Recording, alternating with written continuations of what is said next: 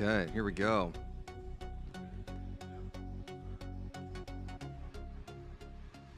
Welcome to the show. All right, you ready to get started?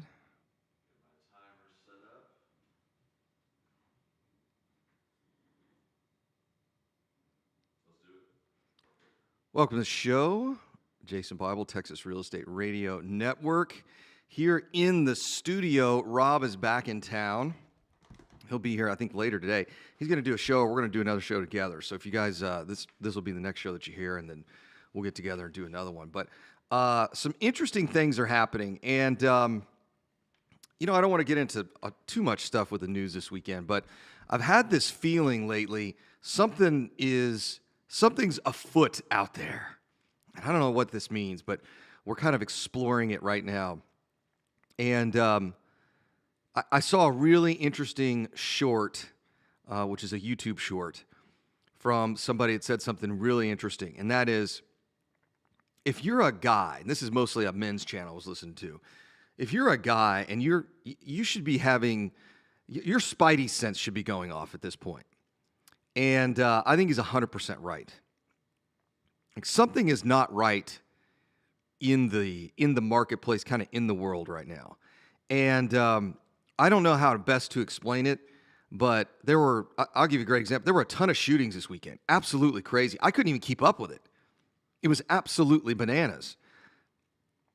And for those of you in the defense community, you got to watch the video.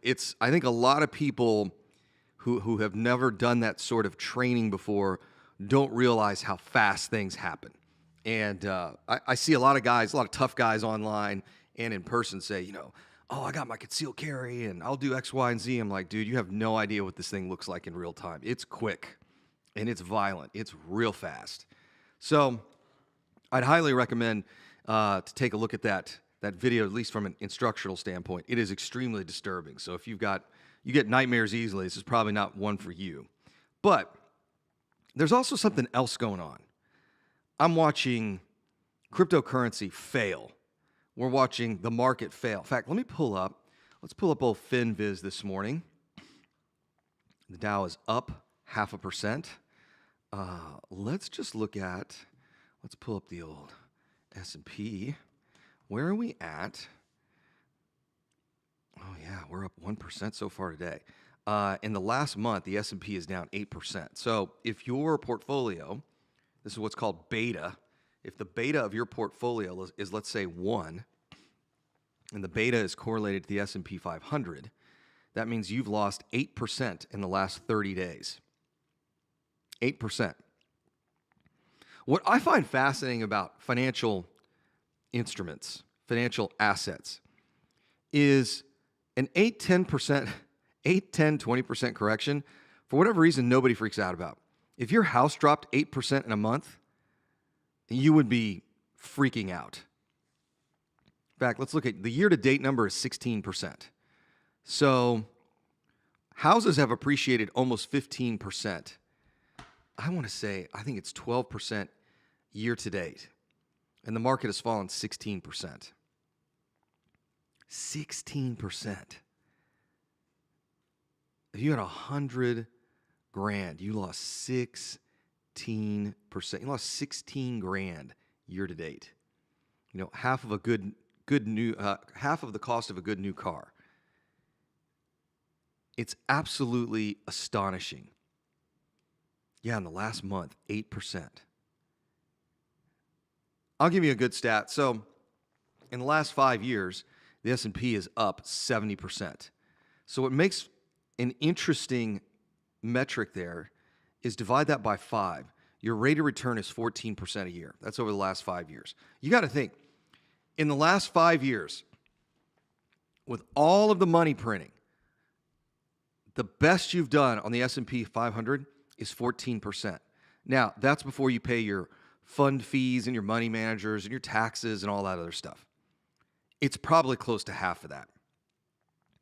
You've probably made about 6 to 7% rate of return in real rate of return. Then subtract inflation from there. So all I'm saying is something's up. Now, if you remember the last time I said this, was right before the pandemic, when we saw the overnight interest rate that banks charge each other skyrocket. Something really weird was going on before the pandemic. Right at the end of 2019, I did a couple of radio shows on it. I said, guys, I don't know what's going on. I just know something's not right. Banks even had some problems lending to each other. The Federal Reserve, through the overnight discount window, had to open to allow additional liquidity into the marketplace. It was very unusual. Very, very unusual. There's a really great conspiracy theory, and that's the only way I can explain it. There's a really great conspiracy theory in David Collins' annual review. And if you've not read David Collins' annual review, you should. David Collins, a full tenured professor of chemistry at Cornell. And he's become an investment expert, an investment guru over the last couple of years. His annual review is one of the best financial documents you can read. It's literally like 500 pages. It takes him a month to write the thing. But very, very interesting. He digs into all kinds of different areas of the economy.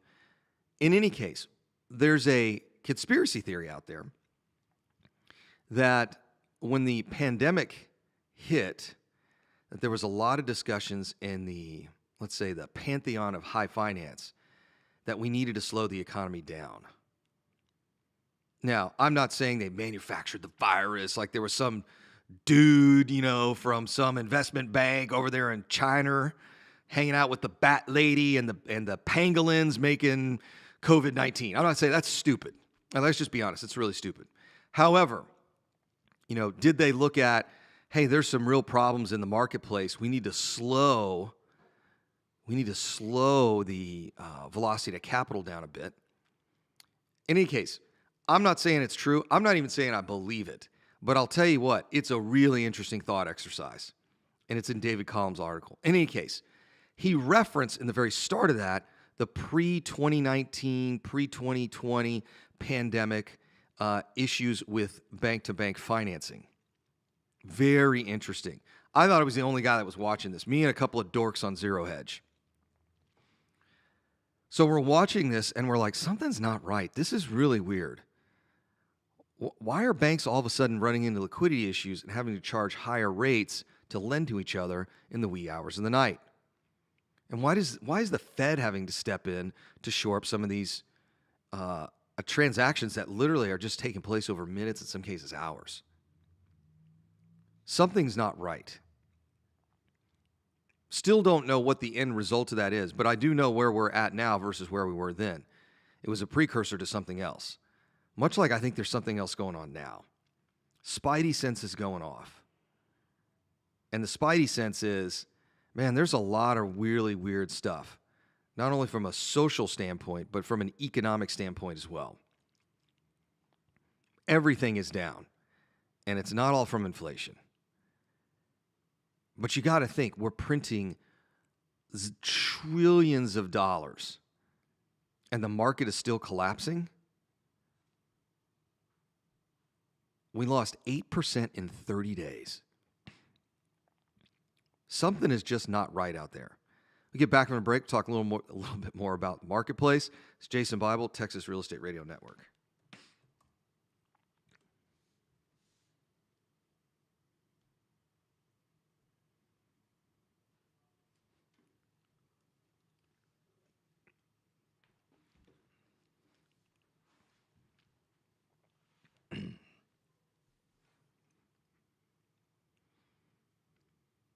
Welcome to the show.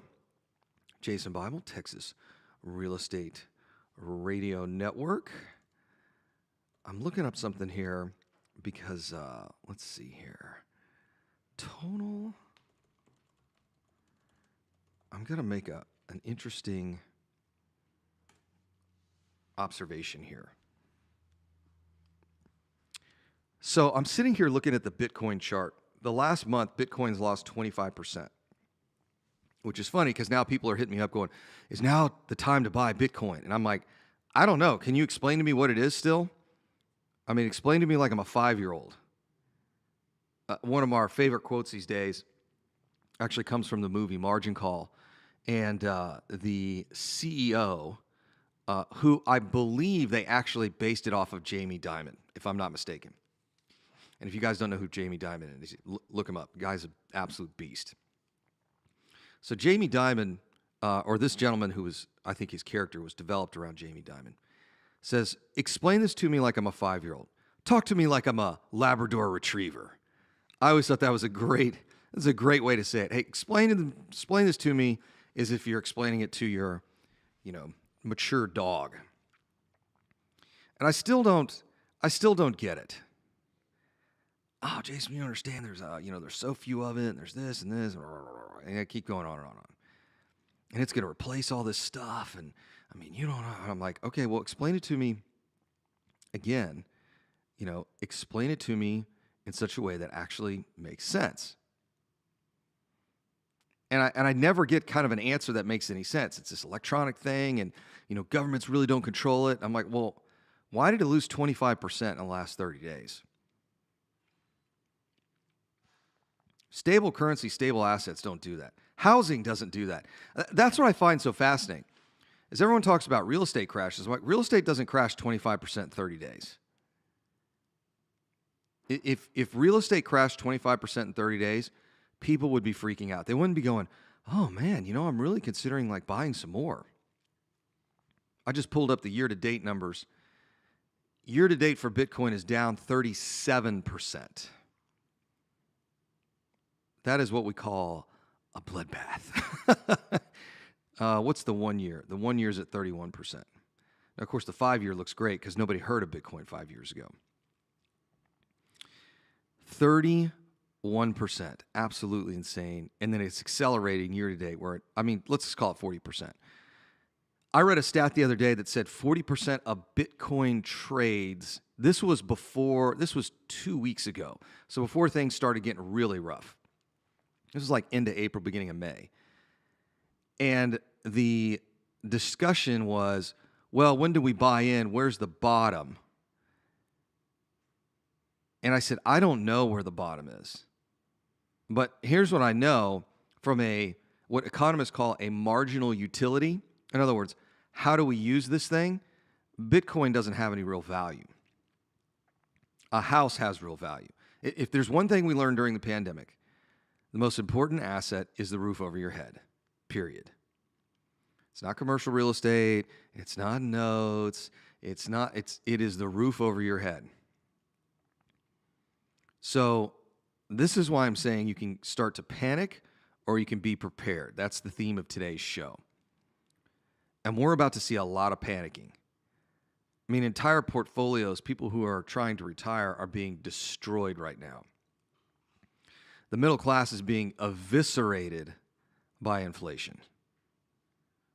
I don't think people understand. Poverty does absolutely kill. Poverty is a killer. I'll give you a great example. If you just look at, let's say, households in the United States, if you look at per capita income, if you look at divorce rates, if you look at just health statistics, mental health, physical health, obesity. I mean, you can go across just about any metric that you pick to assess wealth, and not just from a financial standpoint, from a wealth and health standpoint, mental health, physical health, drug abuse, all that stuff. Typically, the more wealthy you are, the more healthy you are, or the more wealth you have in different areas of your life. Health, relationships, those sorts of things. Life expectancy, quality of life. There's a huge difference between how the top 10%, the top 1%, the top 0.1% live, and how they live than the rest of the folks out there. There's a real life or death situation taking place here. I don't think a lot of people realize that. There is a legit life and death situation happening right now in the United States. as the middle class gets what they call holdout, meaning, and I always hated this, but it was something John Edwards said when he and John Kerry were running for president back in, 2000? And I didn't want to believe it. It turns out to be true. And John Edwards said this. He said, look, there are two Americas out here, essentially the haves and the have-nots. And I'm like, well, that's ridiculous. That's not the case. Everybody's upwardly mobile, and that's changing rapidly. And he's right. I read a stat somewhere that for every, quarter point interest rates go up, X number of hundreds of thousands of potential homeowners can no longer afford a home. In fact, we had that happen on a deal this past week. We had a house sold. They didn't get their rate lock. Rates jumped a half a point, and now all of a sudden they couldn't qualify because of the DTI, their debt-to-income ratio. So we're starting to see it. And the challenge is, it's nearly statistically impossible. I want everybody to hear this. It is nearly statistically impossible to build wealth for your family if you cannot own a single-family home. If you don't own the place you live, that could be a condo, townhome, doesn't really matter. If you cannot buy the roof over your head, it is almost statistically impossible to build real wealth. You sure as heck aren't going to be able to retire. If you don't own the house you live in, you don't own the roof over your head, the likelihood of you retiring is almost zero. The likelihood of you ever building anything of value is nearly zero. The wealth effect starts with a single-family house and a college education. And I know, this is the other thing. I'm going to get all these school of hard knocks morons that are saying, you don't need to go to college, you don't need to do this, you can just work really hard. Well, that's kind of not realistic. You ain't Steve Jobs. You sure as heck aren't Elon Musk, who, by the way, I see this internet meme every now and then. Oh, Jason, Elon Musk didn't go to an Ivy League school. I'm like, you might want to look up his background. Might want to look. You ain't Jeff Bezos, who, by the way, worked in investment banking before he started Amazon, so he had a lot of connections. I think a lot of folks fail to realize, oh, yeah, so-and-so didn't go to college. Yeah, but he had a, truck ton of, where did Steve Jobs go when he decided to leave college?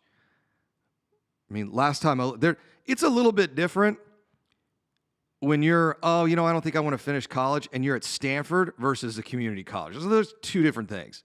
We get back from the break, we'll talk more about what's happening. It's Jason Bible, Texas Real Estate Radio Network.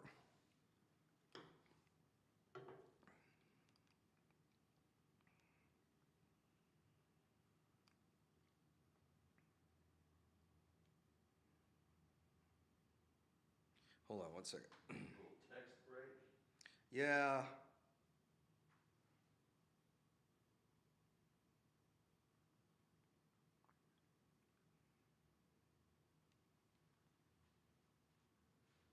Okay. All right, let's roll. Welcome back, Jason Bible, Texas Real Estate Radio Network. So we're watching the hollowing out of the middle class. Now, I've heard this. Jason, if we have no middle class, there's going to be like a revolution. And people are going to take to the streets with pitchforks and guns and shoot the whole world up. And I'm like, look, man, I don't know if you haven't kept up with current events, but the government, state, local, federal, shut down the United States for 12 months. They told you, like some kind of, pre-Soviet bloc regime, what you could and couldn't do. They literally locked you in your homes. And when the pandemic started, I thought, oh my gosh, we are going to get some redneck militia group that is going to start shooting stuff up. I thought it was totally going to happen. And maybe there's been a lot of FBI cases where the FBI guys have gone in and caught a lot of these groups. But I thought, oh man, this is going to be the start. There's going to be some random uprising in Montana or something. I figured we were going to be full on, guys are going to be getting their guns and be like, you ain't telling me I can't leave my house, literally shooting places up. And it didn't happen.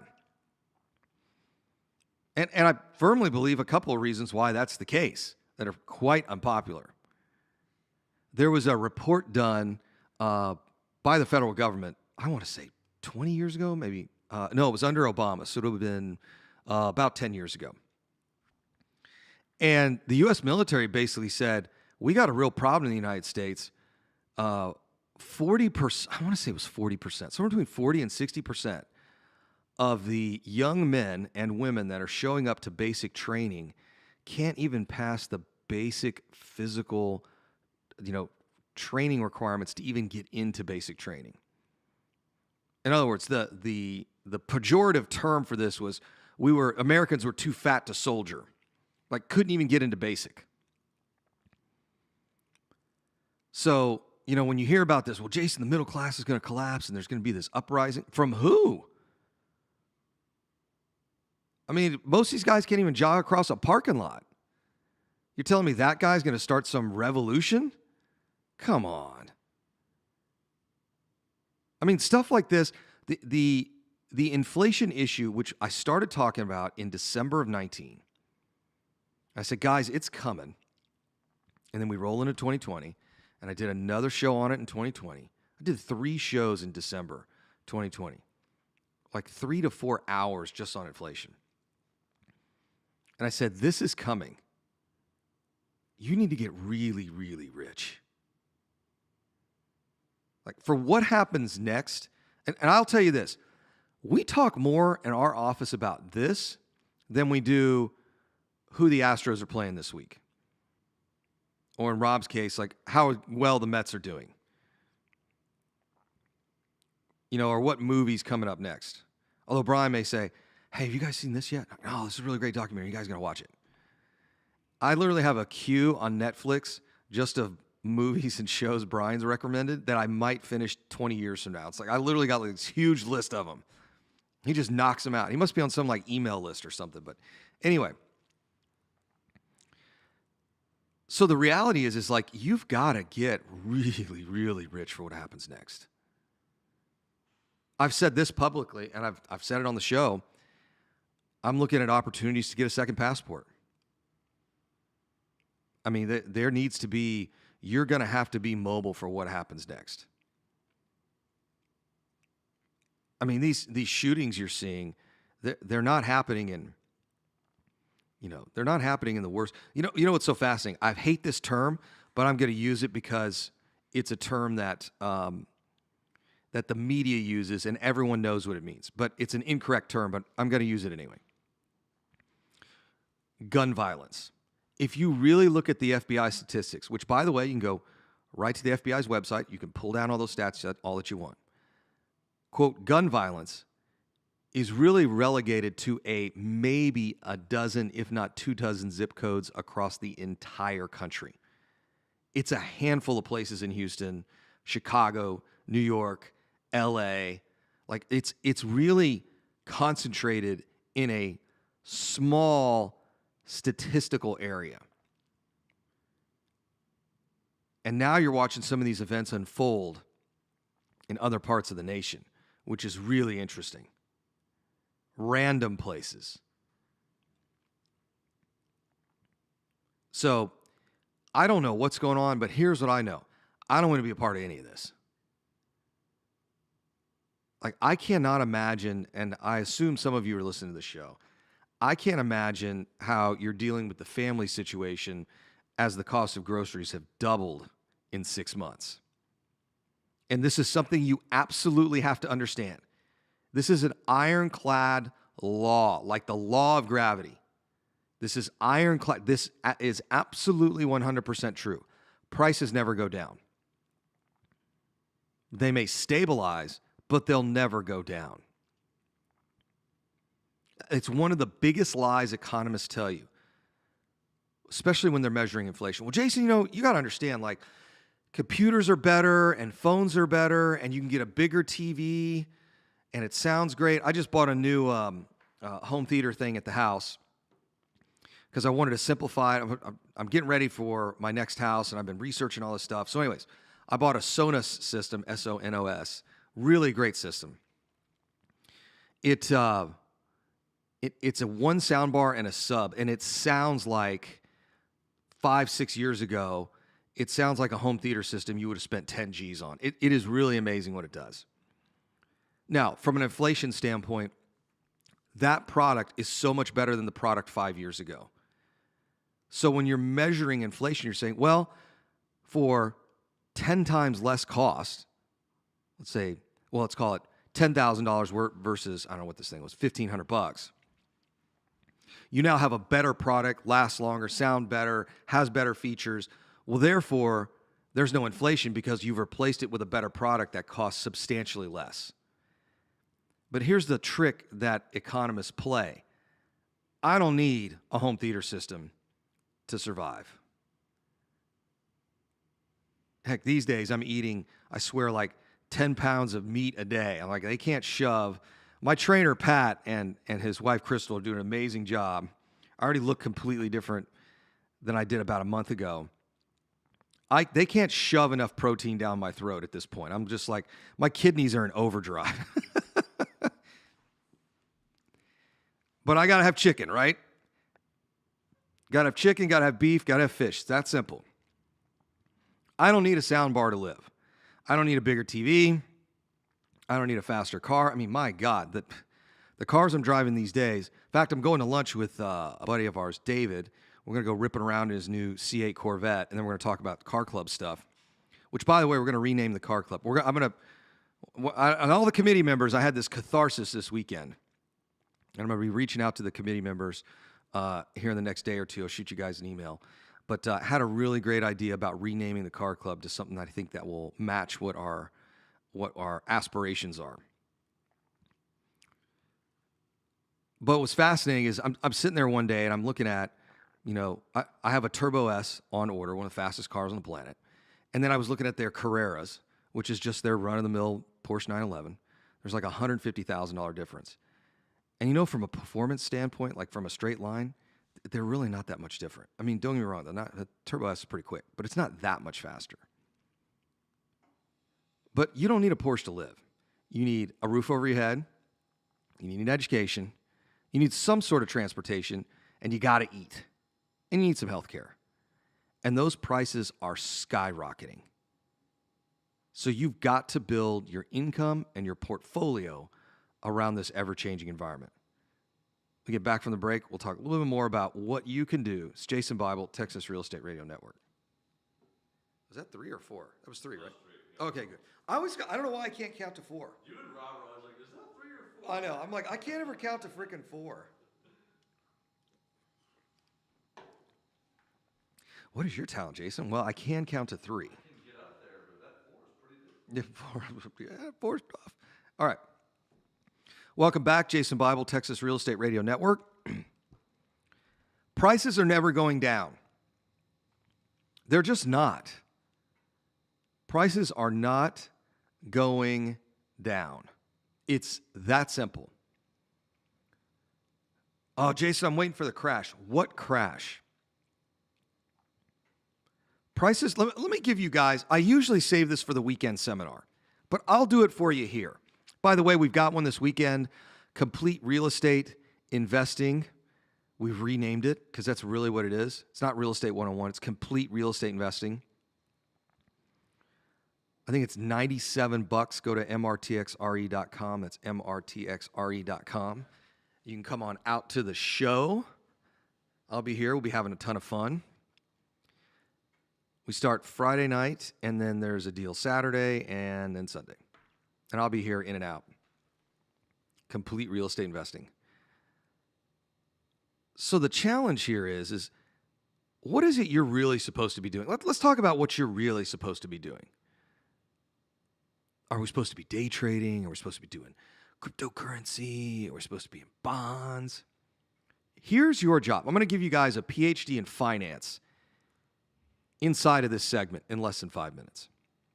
So when I was in grad school, I was working full-time. I was the risk manager at the University of Texas Health Science Center. So for those of you this is the first time you listen to this show, I've got an undergrad in environmental science and chemistry, a master's in security management, an MBA in finance. And when I graduated with my undergrad, I went to work for the University of Texas Health Science Center here in the medical center. The Texas Medical Center is the largest medical center in the world. It is one of the most innovative places on the planet.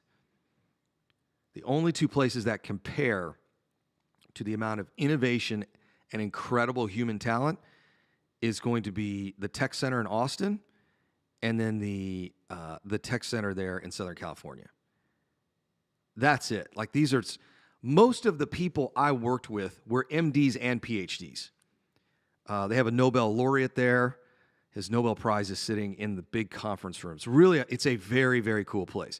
I mean, how many jobs can you work that you literally are rubbing shoulders with people they will remember for a millennia? Like, that's how incredible that place is. I think that kind of gets lost on people. You know, at the Health Science Center and MD Anderson, like, you are literally rubbing shoulders with John. They will remember these people for 1,000 years for the contributions that they're making to science. It's absolutely incredible. And the only place in the world like it, and it's here in Houston. So I'm sitting there, I'm working during the day, I'm doing my business school stuff at night. So I'm sitting there in my MBA program. My emphasis was in finance, which made sense because I was a math guy. So finance professor, there's like 10 of us in this class. And he says, all right, guys, I'm going to give y'all a PhD in finance in 5 minutes. I'm like, everyone looks around and goes, okay. And he said, look, if you're an accountant in the room, I just need you to, put your hands over your ears because I'm going to say some things that are not going to make sense. But when I get to the end of this, it'll make sense. Okay, fine. So he said, look, guys, there's only 2 assets in the world.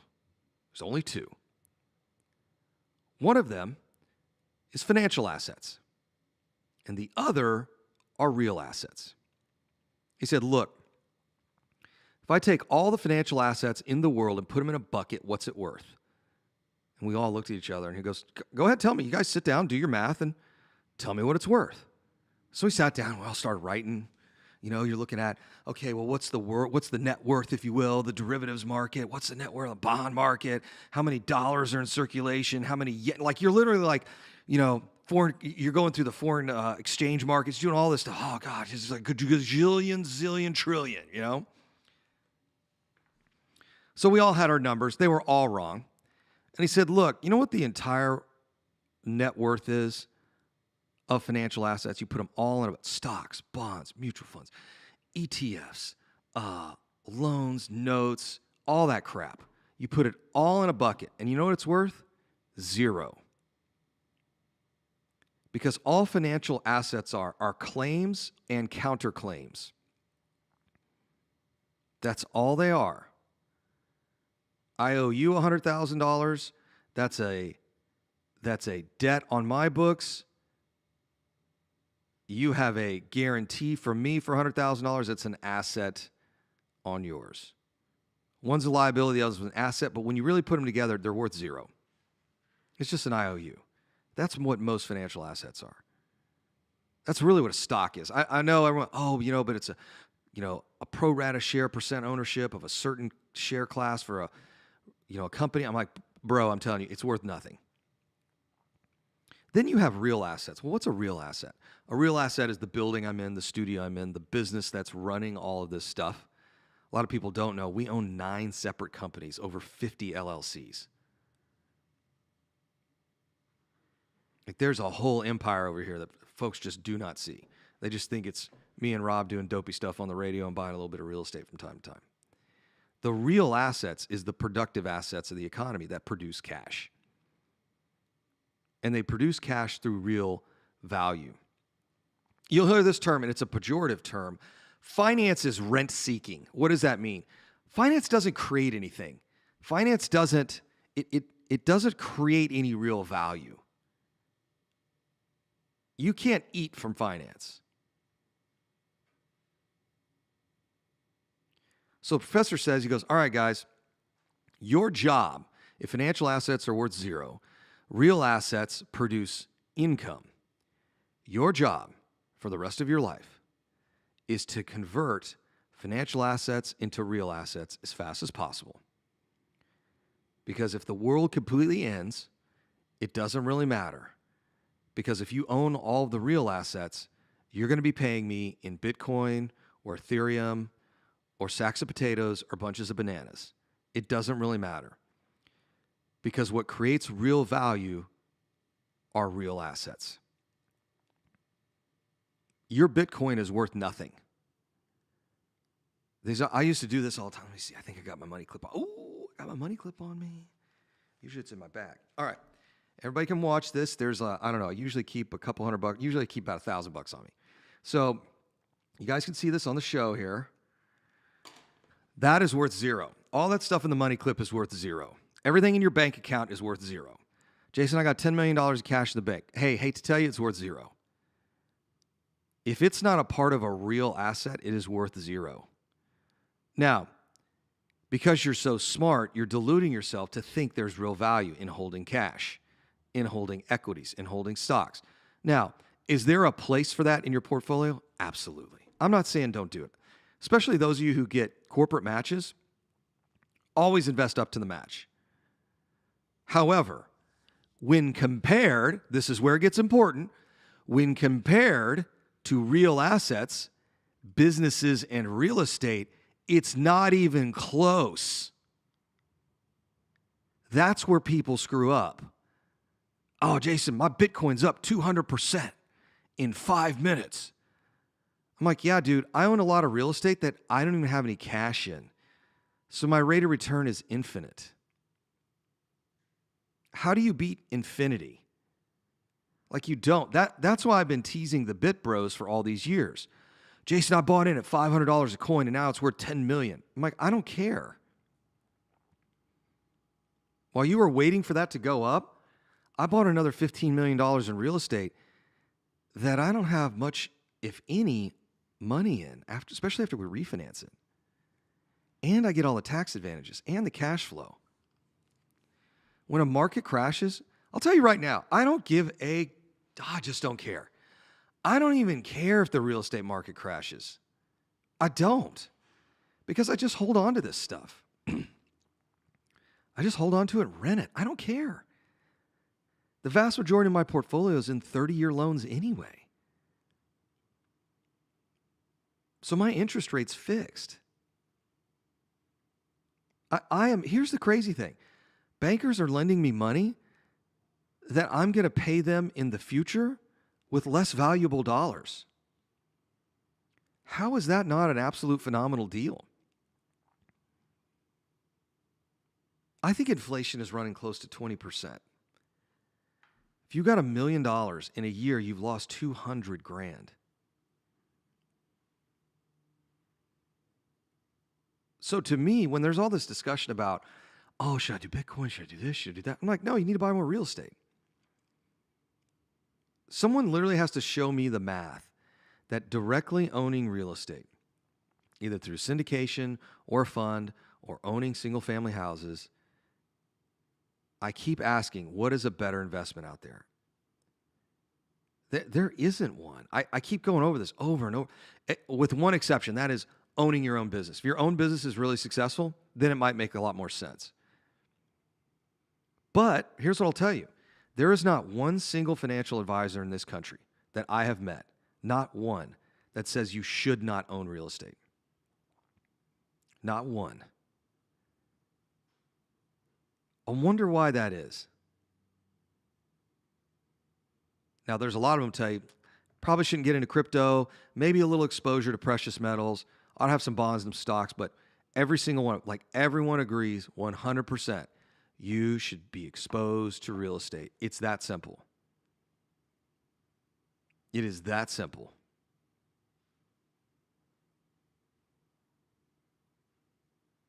Thanks for listening to the show. We'll see you guys. We got a short message here, and then we'll see you all tomorrow night. Thanks for listening. I completely lost your last your last hand signal.